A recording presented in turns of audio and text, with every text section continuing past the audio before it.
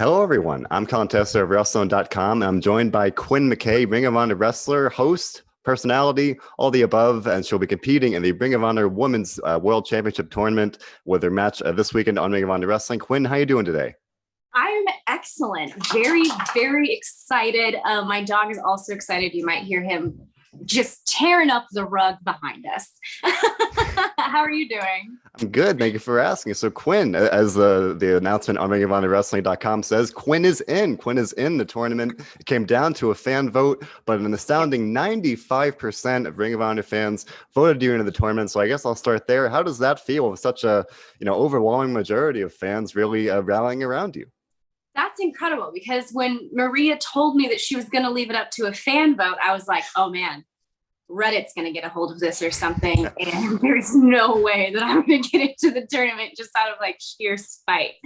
So yeah, it was really incredible to have the fans rally around me like they did and say that they really, really wanted me in the tournament, because I mean, obviously without them, I wouldn't be in it at all. But yeah, there was obviously that fear that I was just not going to be able to get in at all. So thank you so much for everybody that voted.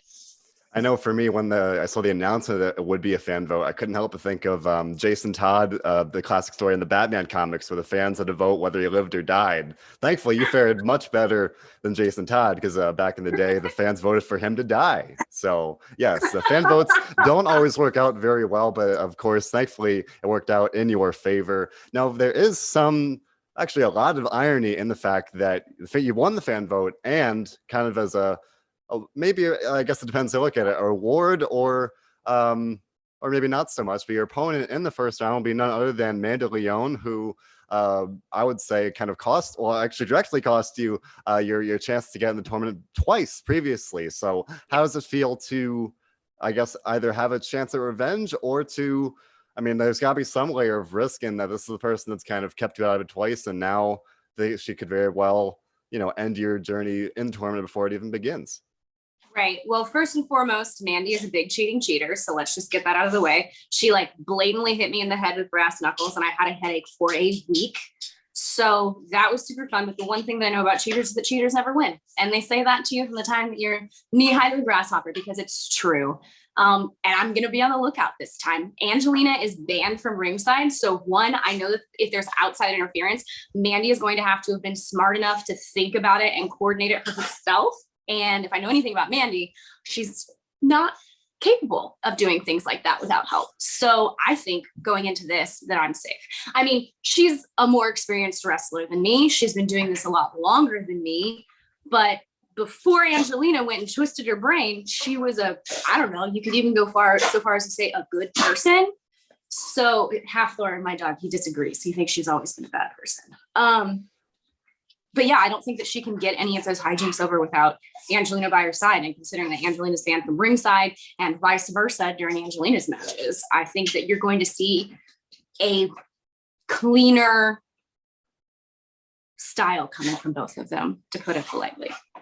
So is it fair to say with that stipulation kind of leveling the playing field, you feel pretty confident going into this match? Because I mean, you're in your match with Angelina Love, and then your first match with Mandy Leone, I would say you were pretty much on the cusp of victory, and in both cases, the outside interference really was your unfortunate undoing. But now that at least again in theory, the outside interference has been neutralized. Would you say that you, are approaching this with some additional confidence or optimism, maybe?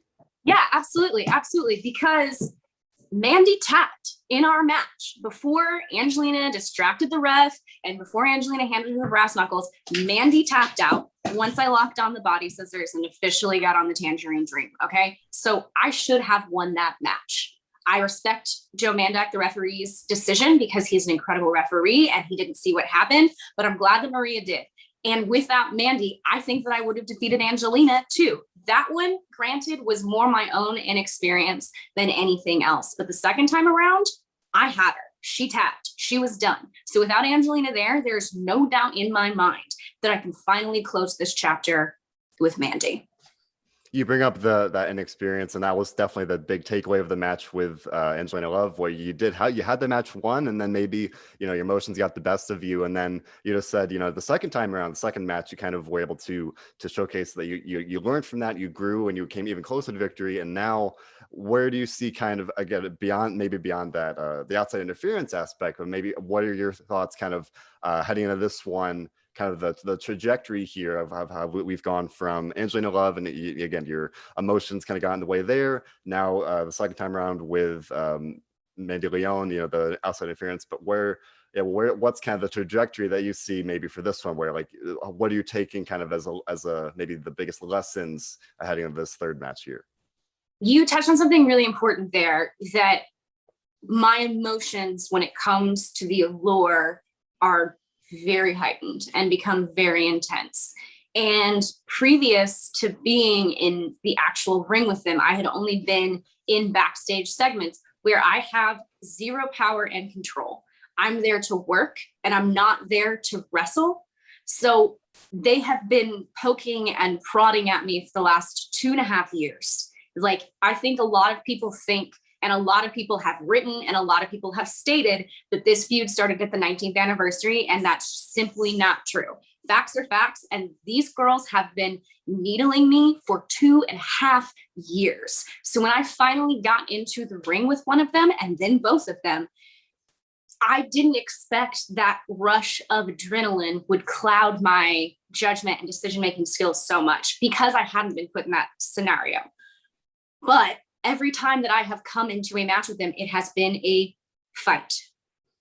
Less of a wrestling match and more just, I guess, trying to display who is actually more dominant and what I'm capable of. And it's been all about proving that, like, I can hang with the allure. And I know that I can now, because I know that I could have beaten Angelina Love. I know that I did technically beat Mandy, and then I'll beat her again, especially whenever they aren't at ringside with each other. My concern is that going forward, my only experience with the allure is this heightened emotion, but my only experience in the ring is with the allure. I'm concerned that if I win this match against Mandy and I move on, that means that I'll have a match with Roxy, who is a decade younger than me. She's 19 years old. And she has twice the wrestling experience that I do. And I have no animosity towards her whatsoever. So that's going to be all wrestling and strategy based. And I do have this slight concern in the back of my mind that when it comes to wrestling someone that I don't have this torn past with, that I won't be able to dig as deep and find that thing that I need.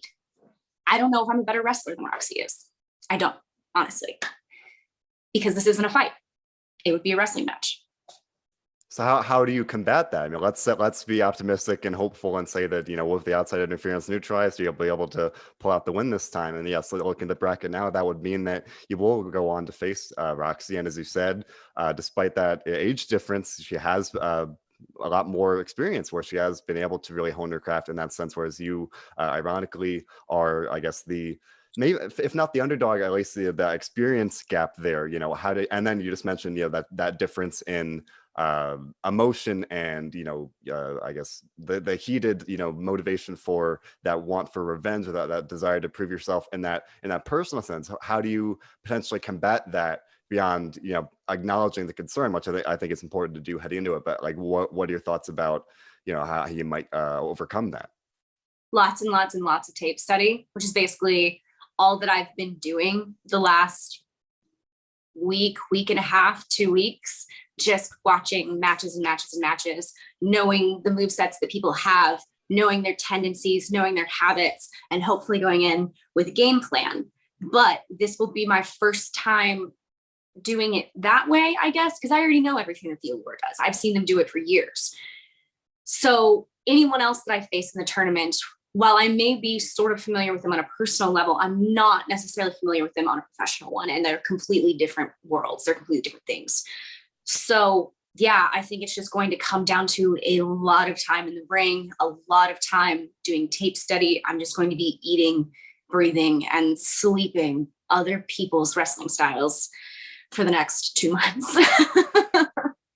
And it sounds like a good strategy. And again, not to look too far ahead, but I can't help but look at the bracket and say that, if you do beat Mandy Leone this weekend, and then if you overcome your match and emerge successful in your match with Roxy, on the other half of the bracket on your side of it, Angelina Love does have a first round bye. And then if you're able to get through those first two matches, it is very, very possible that a rematch with Angelina Love could be in the future. So what would your thoughts be about that, and whether that might be kind of in some ways, maybe at least from what we've seen so far, the culmination of this, as you mentioned, lengthy and really heated personal rivalry with Love and the Allure itself? I know that I should tell you that I have this plan for defeating Angelina Love if I do beat Mandy, but I have been so fixated and concerned with actually putting Mandy's shoulders to the ground that I have not thought that far ahead. I honestly haven't. Whenever Angelina and I meet again, I think it's safe to say that it will be cataclysmic, scary, and hopefully catastrophic, but like for her, not for me. I really do think that if Mandy hadn't gotten inside my head the first time, that I would have won. And so I just have to believe that going forward, I can tap into that again and make her tap out. Fair enough. Now I've been trying to be optimistic and hopeful, but regardless of the tournament outcomes here, let's say that the bracket doesn't necessarily unfold the way we might hope, and you don't necessarily get that match with Angelina Love in the tournament. Would you potentially want to or kind of look forward to facing Angelina Love again in a rematch, maybe outside of the context of the tournament, and maybe when some of the stakes there of the tournament may not be attached, and then it's really 100% a fight about as you just mentioned earlier, about really just all about that rivalry there. Yeah, absolutely. Even if Mandy beats me, that business is obviously not done. If I beat Mandy, then as far as I'm concerned, the Allure's lackey, Angelina Love's second in command, me and her, we're through. But the business with Angelina and I, because of the way that she won her match, no matter what happens with Mandy, is not finished. And it won't be until I decide it is. Yeah, that makes perfect sense to me. So we were talking all about the Allure, and then you mentioned Roxy. Looking at the bracket, I mean, there's such a great mix of women's wrestling talent here. Former champions, veterans, young stars. Yourself, someone that's gone from on-screen host and broadcaster and returned back to this, the journey of being a wrestler. So kind of looking around your potential competition, are there any names that seem to really stand out beyond Roxy, who you very well could have a match with, beyond Mandy Leone and Angelina Love? Anyone else that you might be looking forward to facing, even if not in the tournament, then just kind of in general, now that we're seeing the resurgence of women's wrestling in Ring of Honor? I think that somebody that is a dark horse in this tournament that not enough people are talking about is Willow Nightingale. I think that she's incredible. She's very strong. She's very technically sound. And I also just love to look at her. She's like the entire package. And I think that if there's somebody to look out for in this tournament, and somebody that I really, really hope to face one day, just so that I can say that, like, hey, I went toe to toe with Willow, it's Willow Nightingale. She's absolutely incredible. Somebody else in the tournament that I think people really, really need to be paying attention to. Let's see. Miranda Alizé. She just is a firecracker. That one, she's a little bit hard to predict.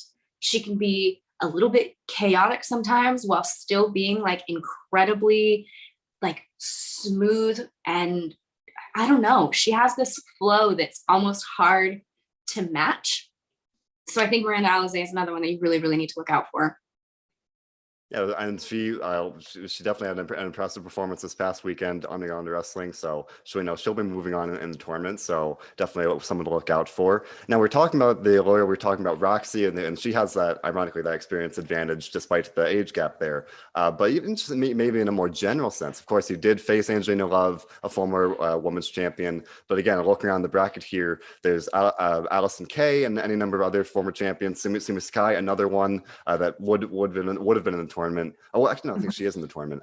So just got these former champions, and like, do you feel any sense of beyond the normal pressure being in this tournament, but like, what are your thoughts about being in this bracket that's full of champions, and not to point out your different journey, but you Right, are right. someone that's going. Here, I'll stop you. People have been saying since day one that I don't have the experience to be in this tournament. I get it. People don't think I deserve it, but I've worked really hard, and that just doesn't faze me anymore. It just doesn't. I'm going to go out there and prove what I can do, and that I have what it takes to compete inside a Ring of Honor ring. And I'm going to shut all of those people up, like, once and for all. I get it. I do. But I'm tired of hearing it. And like, let me prove what I can do before people decide to put like more insecurities in my head. I already know that I'm inexperienced. I already know that whenever I get in there, I'm not going to have the tools, my tool belts that all of these other people do. I know, but I can't let that get to me, because if I do, I've already lost. Well, I'm looking forward to seeing how you actually, showcase your skills and really prove yourself in the tournament here. Now, we were talking very much about the tournament, but maybe to just kind of step back a little bit, this tournament is really kind of the perfect way to bring back women's wrestling into Ring of Honor. So maybe in a more general sense, what does it mean to you to have that happen and to be a part of it, to be part of, and I'll say even maybe at the forefront in some ways of this return of women's wrestling to Ring of Honor here in 2021? It feels historic while it's happening, which is something that's really cool, because I feel like a lot of time whenever you're making history, you're just kind of doing what you have to do and going through the motions and not really realizing that you're living history. But in this sense, with the Ring of Honor Women's Championship, the first ever, because we were Women of Honor before, you can tell that history's in the making. And it's like there's always this buzz in the air. It's like electric, like everything that you do and everything that everyone else does is important.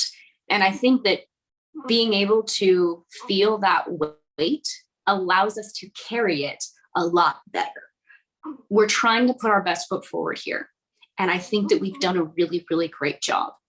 And there have been a lot of criticisms about Ring of Honor's women's division for a really long time. A lot of times, not unwarranted. Sometimes there wasn't one. And it feels incredible to know that, like, I can just feel that we're building something strong enough now to stand the test of time. There's been so much thought and effort and love and care that's been put into this. And I think that's going to turn out tenfold. I really do. I think that it's going to be well received. I think people are going to love it. And it's exciting to have a strong women's division that people actually care about and that there's buzz about in Ring of Honor.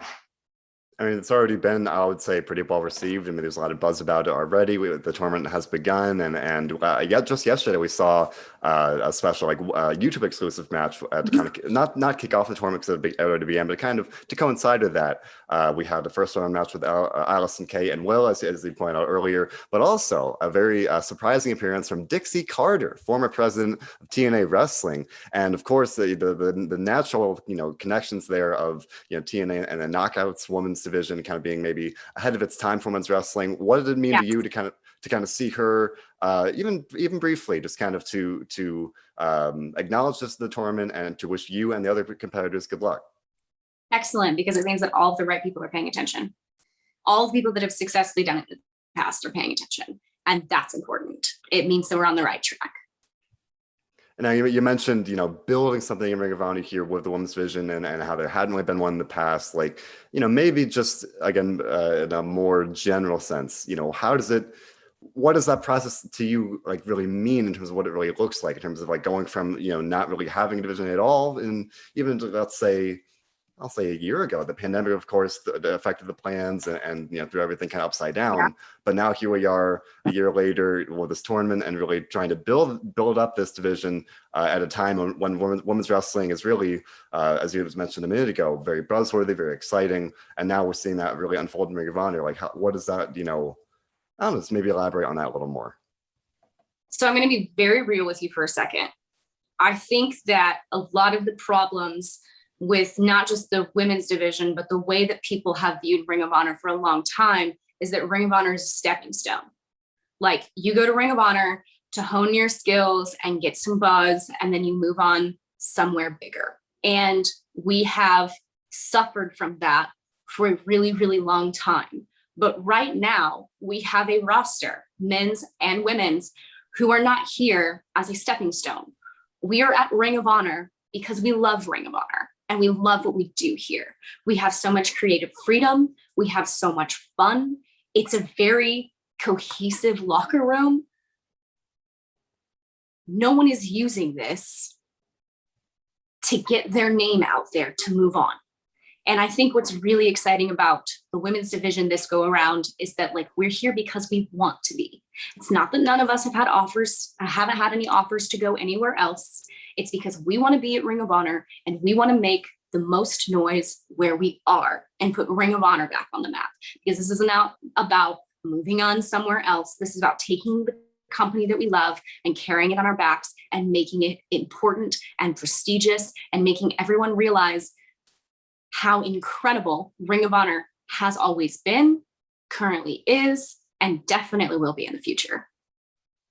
As you were saying that, I couldn't help but think of somebody that we haven't really touched on yet. Chelsea Green, someone that even before she officially arrived in Ring of Honor had made it very clear publicly, tweets and just some interviews saying that she wanted to come to Ring of Honor, and lo and behold, it's happened, right? She came to Ring of Honor. She made her debut at Best in the World. Unfortunately, she could not compete in the women's title tournament, but for sure, you can imagine she'll be right kind of in the thick of things upon the completion of the tournament. So what are your thoughts about Chelsea Green arriving in Ring of Honor and being someone to kind of look out for, whether you go, whatever happens in the tournaments, you'll be a part of the women's division? I really appreciate someone that does what they say that they're going to do, because that's the kind of person that I am, especially professionally. If I say that I'm going to get something done, then I do it. So her follow through is really impressive to me, outside the fact that she's Chelsea Green, which is already impressive to me. It's been incredible for her to be involved. She's a wonderful person. I mean, I couldn't say better things about her, having like finally met her. She's such a joy, and I would really, really love to wrestle her. And that's kind of the short of it. I'm excited that she's here. I love the fact that she said that she was going to do it, and then she followed through on it. And now I want to wrestle her. I sure hope that you get to do so, because I think that'd be a very fun match to see. And we've looked ahead a little bit here, even beyond your first and second tournament, the rounds in tournament. But let's say, looking way ahead here, maybe not too far, it's only next month, but let's say you get to the tournament and you make it to Death Before Dishonor, where the new champion will be crowned. What would that mean to you to make it through the tournament, and at the very least make it to the other side, at the very least, to get to that championship match at the pay-per-view? That's a very heavy question, and it's a very heavy feeling. If I could be the first Ring of Honor Women's Champion, like, that's history. That's a lot. And for somebody that is prone to anxiety in the way that I am, it feels like this. But it's also very exciting. It makes me a little bit verklempt. I want to cry a little bit when I think about it. But if it's me or if it's anyone else, you have to understand the immense amount of pressure that's going to come with that, because it's a lot. I don't know yet, with my experience level, if I'm prepared for that kind of responsibility. I've only ever been a host and backstage interviewer, and I like to say that I have a tendency to roll with the punches, and it would mean absolutely everything to me to represent Ring of Honor in that way. But also, the idea is very scary, and whoever ends up in that position has a long, long road ahead. It's definitely a lot of pressure and a big responsibility, but so I do want to talk about another big responsibility, something we haven't really touched on much yet. While you're, getting back in the ring here and really focus, in some ways focusing or returning to this journey of wrestling, you are still the host of Ring of Honor Week by Week. So I guess And the television show. and And also of course, the television show, of course, very much the kind of the face of that show in many ways, beyond in addition to the broadcast, the commentary team. But I do want to ask, kind of, especially now that you're in the tournament, how are you balancing the wrestling and the hosting slash your on screen and the non wrestling aspect of that? I would say less balancing, more juggling. With the tendency for a ball to drop here and there. I'm just doing the best that I can. It's a lot. It's a lot to be a host and a correspondent and an interviewer and a wrestler and maintain peak mental and physical condition. It's hard. It's a lot. I don't sleep a lot, but it's all absolutely worth it. And I wouldn't change anything. I mean, yeah. I mean, at the very least, as you said, you are juggling it. You're getting out there. You're wrestling. You're interviewing. You're hosting, and you're doing it all very, very well. Of course, even with the matches didn't go your way. I think I know I was, and I think the entire Ring of Honor fan base was very, very impressed with in your matches with Angelina Love and Mandy Leone. And this weekend, as we were talking about earlier, we will see the rematch of you, Quinn McKay, facing Mandy Leone in the first round of the women's title tournament. So, of course, we want you make sure to watch that this weekend. And obviously, we wish you the very, very best. And fingers crossed the match will go your way without that outside interference, and you'll be able to move on to the next round. And who even knows beyond that. So, Quinn, we thank you so much for your time today, and we wish you the very best. And again, tune in to Ring of Honor Wrestling this weekend and every week because it is the best hour of wrestling television every single week. Thank you so much, Colin.